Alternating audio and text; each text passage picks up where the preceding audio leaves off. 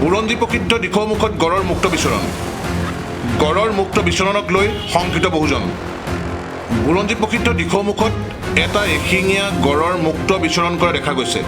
গড়টোক খেতিপথাৰত মুক্ত মনে চৰি থকা পৰিলক্ষিত হৈছে বৰ্তমান খেতিৰ বতৰ এনেদৰে গড়ৰ মুক্ত বিচৰণে স্থানীয় কৃষক ৰাইজক শংকিত কৰি তুলিছে উল্লেখযোগ্য যে পুৱতি নিশা স্থানীয় ৰাইজে গড়টোক প্ৰত্যক্ষ কৰে গড়টো মুক্ত বিচৰণৰ খবৰটোৱে সমগ্ৰ অঞ্চলটোক চাঞ্চল্য সৃষ্টি কৰিছে বৰ্তমান সময়ত অঞ্চলটোৰ ৰাইজৰ মাজত ভয় আৰু শংকাৰ বৃদ্ধি পাইছে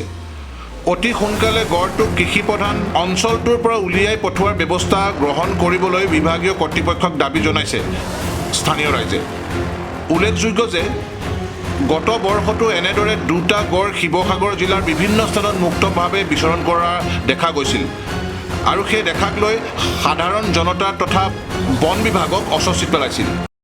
হয় বুৰঞ্জী প্ৰসিদ্ধ দিখৌমুখত বৰ্তমান সময়ত গড়ৰ আতংকই সৰ্বত্ৰ ত্ৰাসৰ সৃষ্টি কৰিছে আৰু বিভিন্ন সময়ত দেখা পোৱা যায় যে এই গড়ৰ আতংকই সৰ্বত্ৰ কৃষক সমাজৰ লগতে ইয়াৰ যি আচলতে জনজীৱন সেই জনজীৱনত আচলতে শংকা আৰু আতংকৰ আচলতে সৃষ্টি কৰি আহিছে আৰু এই বছৰো গড় মুক্ত বিচৰণক লৈ পুৱতি নিশাৰ পৰা ইয়াত সৰ্বত্ৰ ত্ৰাসৰ সৃষ্টি হৈছে আৰু আতংকিত হৈ পৰিছে বহুজন আৰু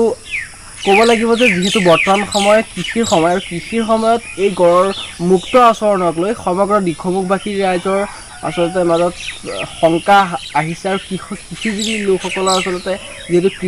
কৃষিভূমিসমূহত মুক্ত বিচৰণক লৈ বিভিন্নজন আচলতে দূষিত হৈ পৰিছে আৰু আজি ক'ব লাগিব যে পুৱতি নিশাৰে পৰা বুৰঞ্জী প্ৰসিদ্ধ দিখৌমুখত কেইবাখনো পথাৰত গড় মুক্ত বিচৰণ হৈছে আৰু এই মুক্ত বিচৰণৰ সময়ত আচলতে গড়ে কৃষিজীৱী লোকসকলৰ আচলতে কৃষিভূমিসমূহত আচলতে প্ৰৱেশ কৰা দেখিবলৈ পোৱা গৈছে আৰু আপোনালোকৰ মাধ্যমেৰে আমি বন বিভাগলৈ আমি বিনম্ৰ আহ্বান জনাইছোঁ যে ক'ব লাগিব যে এই বুৰঞ্জী প্ৰসিদ্ধ অঞ্চলটোত বিভিন্ন সময়ত আমি দেখিবলৈ পাওঁ যে গড়সমূহৰ মুক্ত বিচৰণ আৰু এই মুক্ত বিচৰণ আচলতে ৰোধ হ'ব লাগে বা এই যি বনাঞ্চলৰ পৰা অহা যি গড়টো সেই গড়টো আচলতে অতি সোনকালে এই বুৰঞ্জী প্ৰসিদ্ধ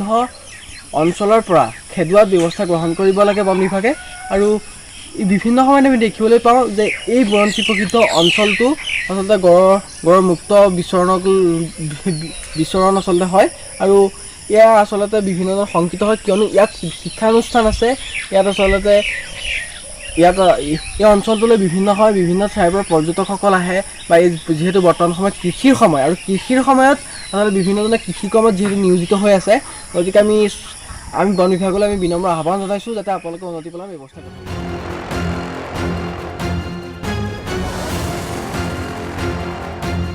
গেলেকীৰ পৰা ৱাহিদ আলীৰ ৰিপৰ্ট E24 লাইভ ব্ৰেকিং